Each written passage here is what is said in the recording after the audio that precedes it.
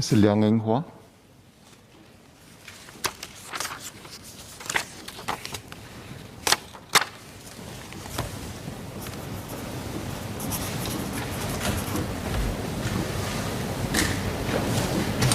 Sir, two clarifications for ministers. Firstly, on the TPP, which is now known as the CPTPP, the US was the original members of the partnership agreement, but has since withdrawn under the previous administration. So I just want to ask the minister, how does he see the prospect of US now joining back now that they have a new administration? My second clarification is, Minister spoke about the substance of our recovery. He mentioned that quantitatively we may have shown some growth year on year, but qualitatively we have some way to go and may not be out of the woods yet. So can I ask the Minister, how would the government help companies not only to chase the top line growth, but also to grow quantitatively or to transform quantitatively? Does it necessitate a different approach in the way we support companies and businesses going forward?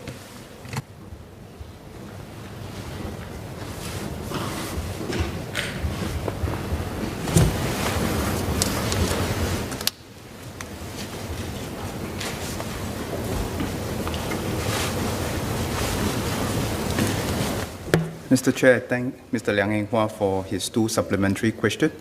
First, on the issue of TPP and the CPTPP.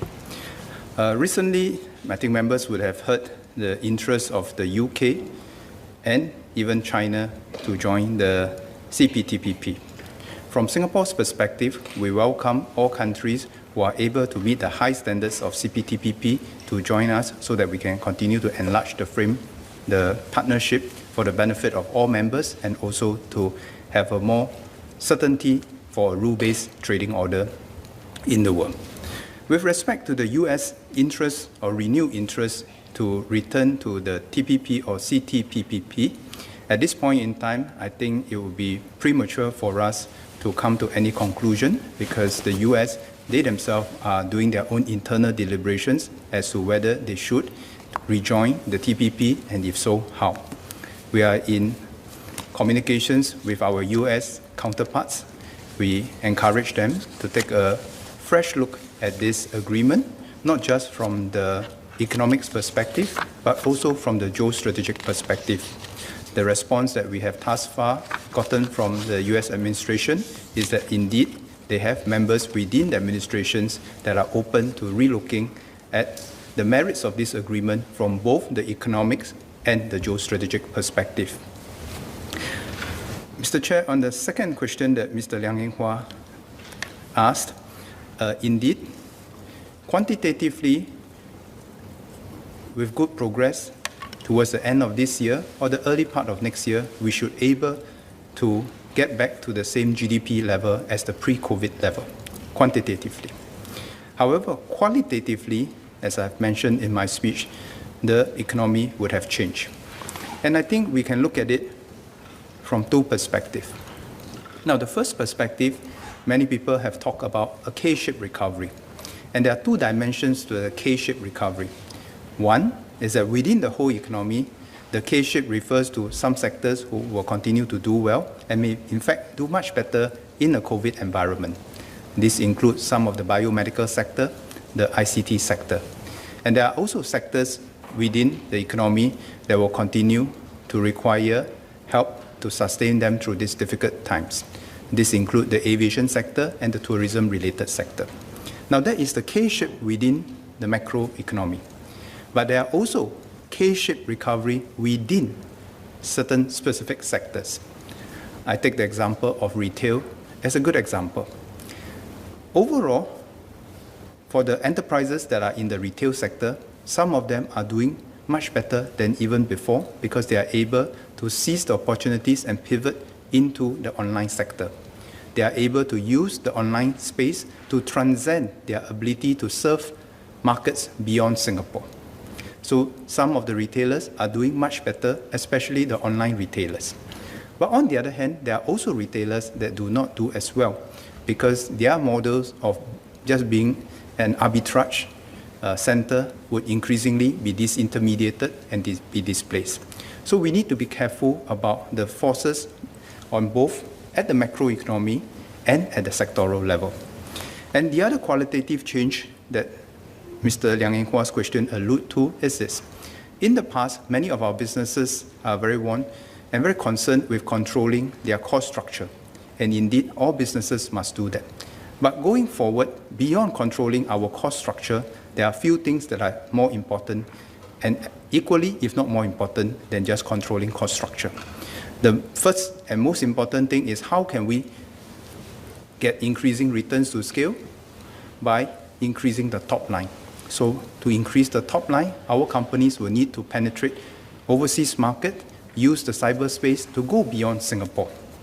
The second, how do we compete on the basis of our intellectual capital beyond our financial capital or the conventional factors of production like land, labor, and so forth.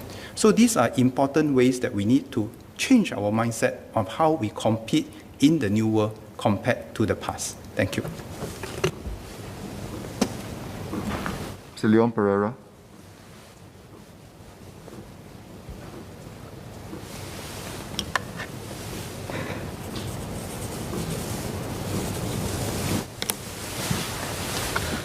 Thank you, Mr. Chairman. Just one, and I thank all the Minister Chan and all the MTI office holders for their replies. Just one more general point of clarification, which I suppose I should direct to Mr. Tan See Leng, because he talked a lot about the take-up rate for various schemes like the ESG and so on.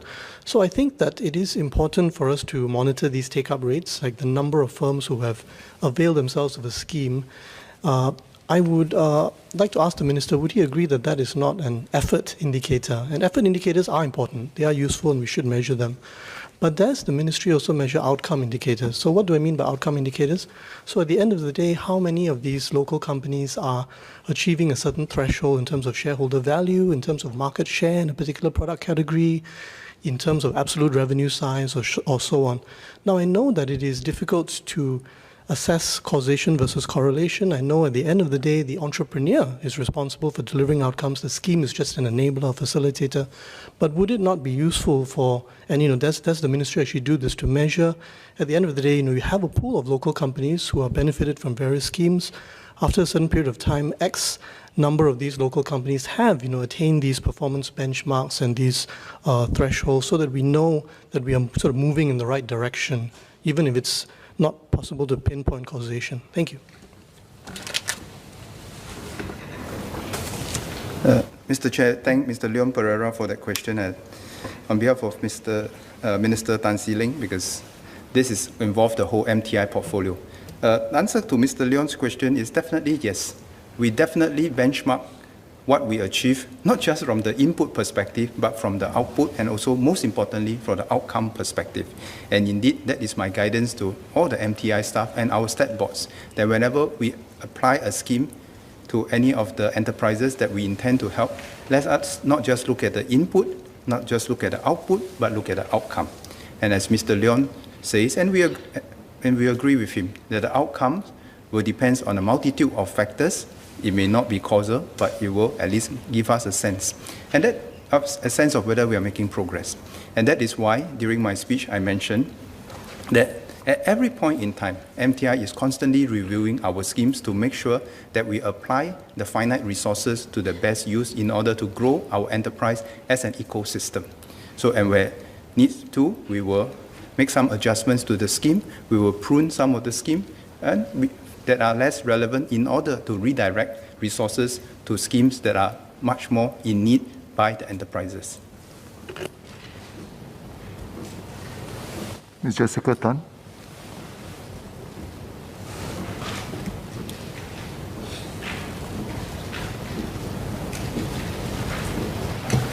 I have two clarifications. One for Minister Tan See Leng. He mentioned the point about the review on the ITMs to ensure the relevancy. Is any work being done to also look at the ITMs and the adjacencies across ITMs? Because there could be, new opportunities and new business models that could be taken up from those opportunities. And the other question was for Minister Chan. With regards to his point about not just looking at the sunrise industries, but also a very important focus is also on entrenching and embedding ourselves within the global value chain. Can Minister also share some of the key priorities in what's being done in this space, and where are some of the key focus areas?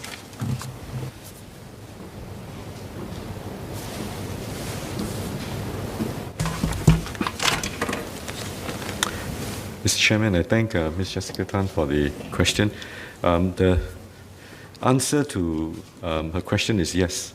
In fact, we're in the process of reviewing. Obviously, during the pandemic, a lot of the opportunities have also availed themselves in terms of the digitalization efforts and how we conduct meetings and so on online, to even a review of some of the industry transformational maps with regards to the biomedical and the biopharma industry in terms of diagnostics, biotech and so on.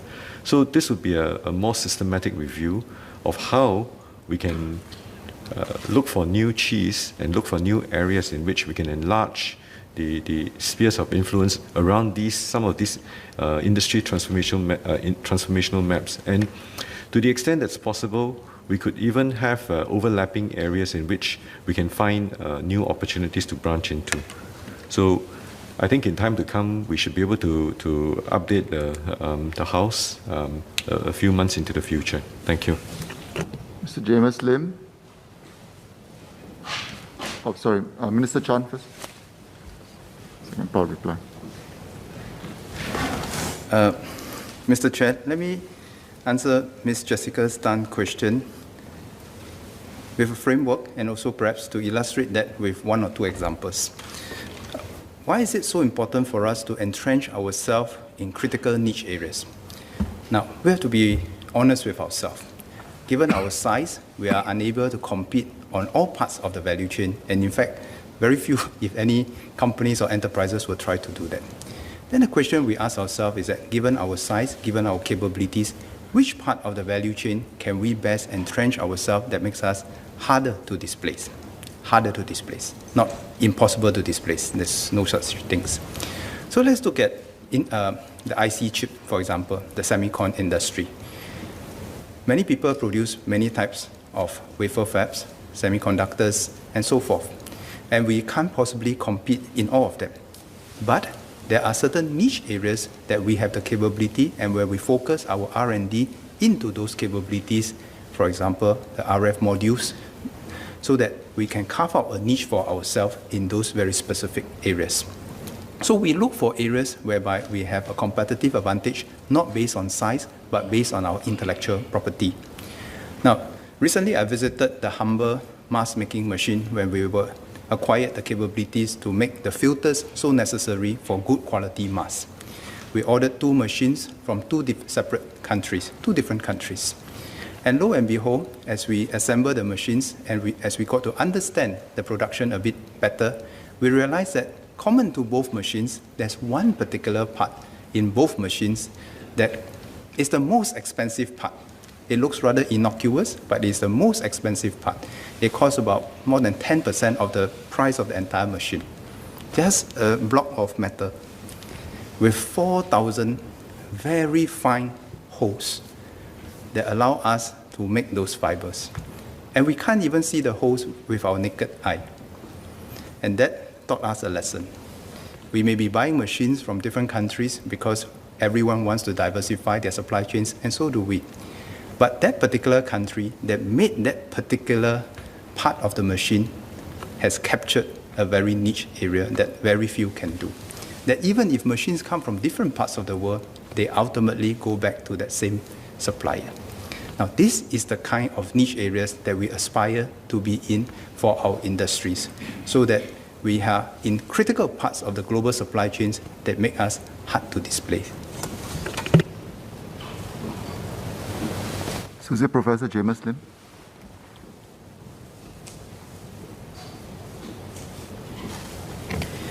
Thank you, Chair, and I thank both the ministers as well as the ministers of state for their very insightful look at this. In fact, I must say I thoroughly enjoyed, especially the two speeches by Ministers Tan and Chan, and I find myself almost dangerously in unanimous agreement with what they've shared. Now, that said, I will just point out two things. One is that while I appreciate that the government has shared that Singapore spends a comparable amount in public expenditure on R&D to countries like Sweden, I should note that the figures I cited were actually for national R&D, which includes spending from private sources. And this is not in dispute, I think it's from a source with reliable provenance. So I wonder whether the government will be willing to share its strategy for perhaps catalyzing greater R&D spending by the private sector.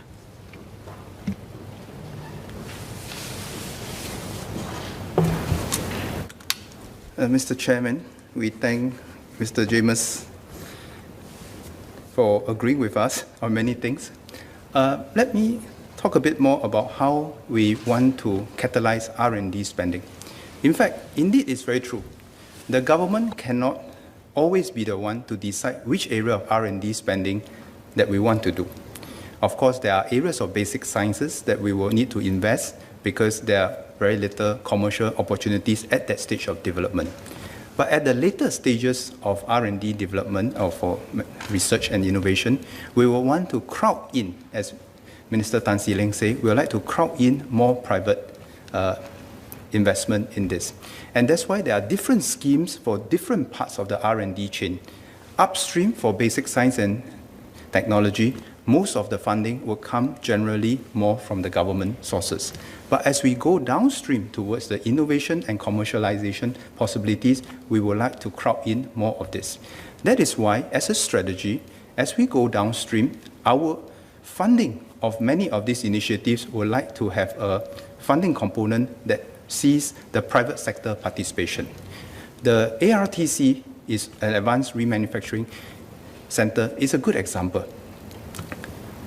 All the companies put skin in the game, and the government chips in our part as well. This is how we crowd in the thing.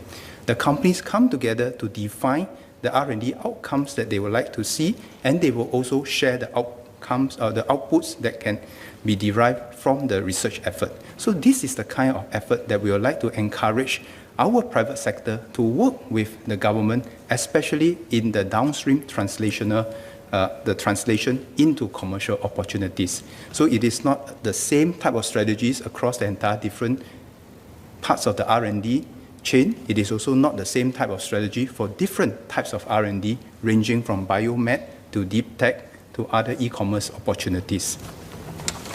Ms. Fumi Ha.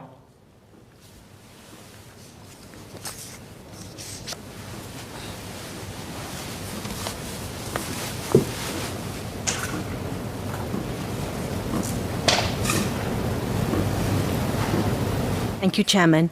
I have two clarifications for Minister and MOS. Let me start with the first one. MOS spoke about the Tech Pass program that was launched. It's attracting strong interest, but I don't believe there was much color. I did ask quite specifically to give us some color about the type of entrepreneurs that we're attracting, what are some of the things they are bringing to Singapore. So if MOS can give a bit more color about the success of the scheme, because I think there's a lot of interest. The second clarification is for Minister Tan about the nurturing of the deep tech startup ecosystem. I had asked, how much, what is our share of the deep tech startup in, given that Singapore is particularly known for IP, intellectual property protection. So are the startups that we're nurturing, are they of the deep tech type? Thank you.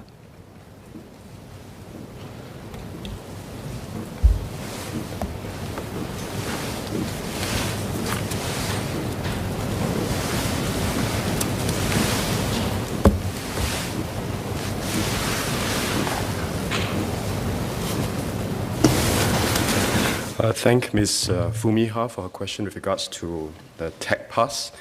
Let me just take a step back and just share a little bit about the Tech Pass program and where we are currently.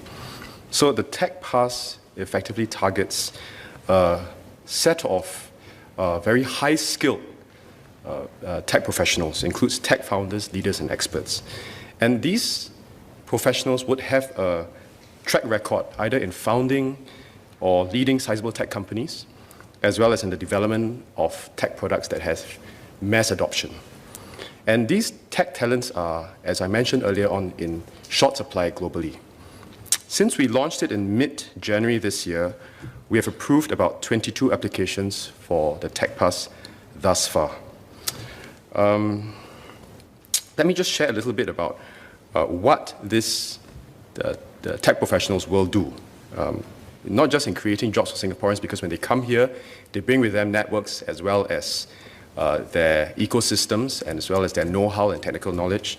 But they would have to take up lecturing roles in institutes of higher learning, for example, serve on the board of directors of a Singapore-based company, be a shareholder or investor in Singapore companies, and also conduct corporate training or workshops. So they are going to be deep-seated into the tech sector and help us to grow. But the tech sector is very fast and it's very dynamic, and so we will have to monitor how the Tech Pass is working thus far. We currently have 22, but we will have to adjust and see what kind of tech professionals we want to attract in, assess their viability, also assess how they're doing within the parameters that we have set up. So we will get back to this House when we have more approvals and look at the efficacy as well as the effectiveness of the scheme. Thank you.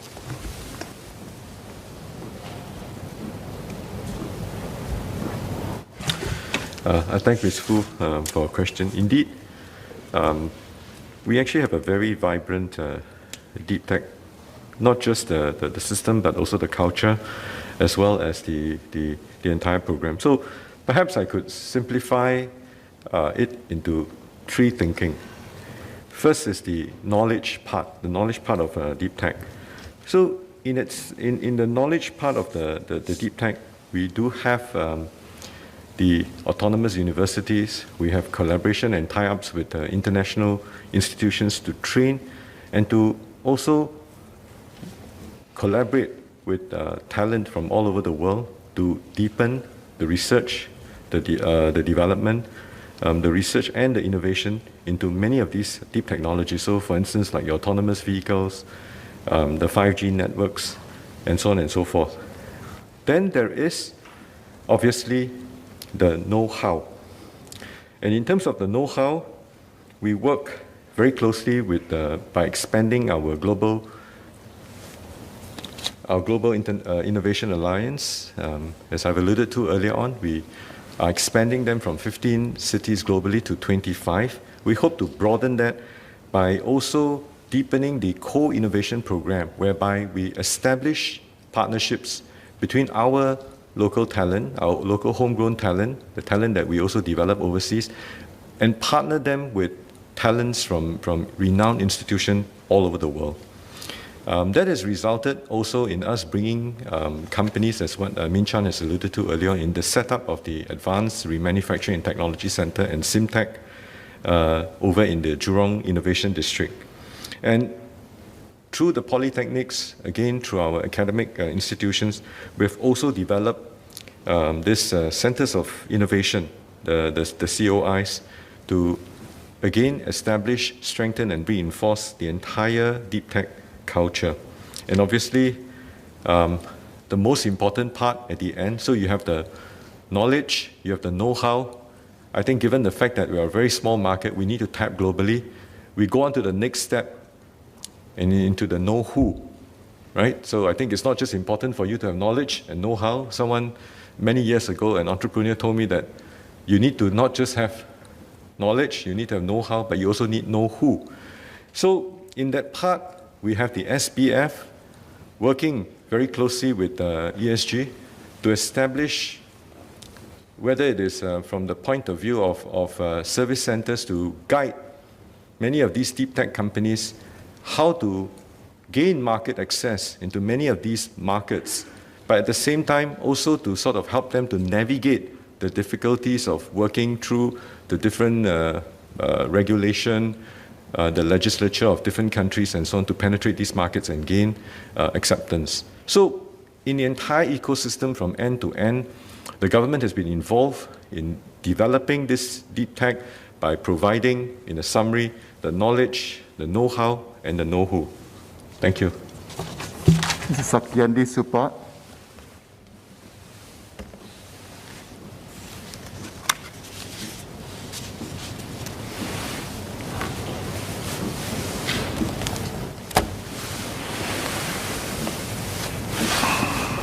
Mr. Chairman, I would like to pose a question to Minister Chan. We all know Singapore is still, after all, now a mature economy in transition, and also an economy still facing the impact of the global pandemic crisis. I hope we will all not be lulled into this false notion that sectors and businesses are all doing well, and the economy will be back to pre-COVID situation. I think Min Chan mentioned about it earlier on. I just wanted to reiterate that point. But there are opportunities to capture value going forward. MTI spoke at length about the many different strategies to help our economy recover and emerge stronger. These are good, but multifaceted. So among this, Minister Chan, can you help tell us or explain to us how Singapore can be different from others to beat the competition? I think this is very important and very key. Your elucidation will help us all focus on the key areas and, most importantly, stay positive for the future. Thanks, Mr. Chairman.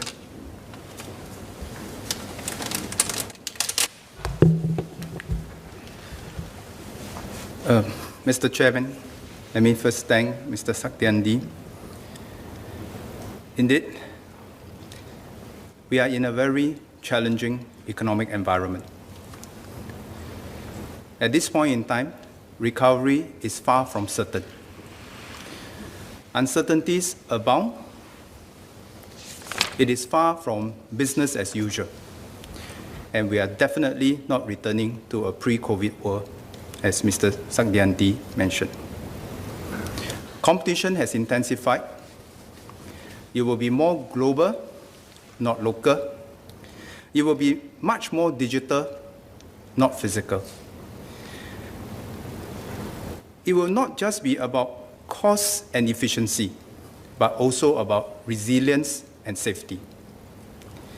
And all these changes will continue to accelerate. To win, we must move nimbly, move fast, move together. We must distinguish ourselves as a safe harbor for capital, talent, and intellectual property. We must present ourselves as a trusted hub with long-term policy, vision, and consistency. We must distinguish ourselves by being able to think much more global and much longer term. And if we are able to combine all the above with substantive effort to build real and unique capabilities for our country, our enterprises, and our workers, I am confident that we will emerge from this crisis stronger than ever before and pull apart from the competition and allow another generation of Singaporeans to have all the opportunities across the world in front of them. See Leng, would you like to withdraw your amendment?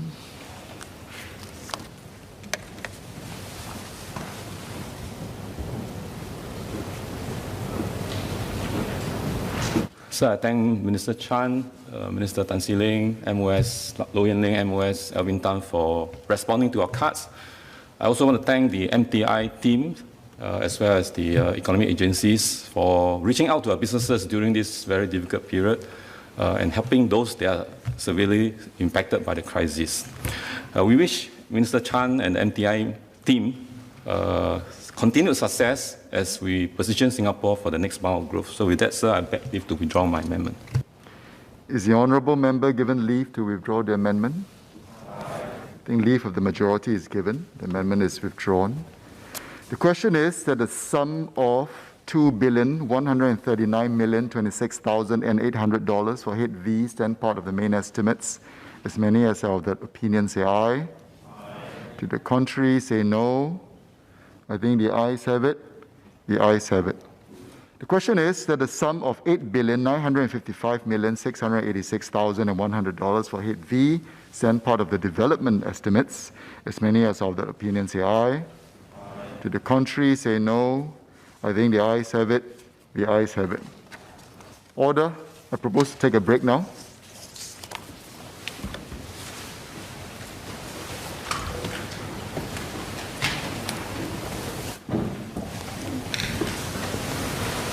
Order. I suspend the sitting and will take the chair at 3:35 p.m. Order. Order.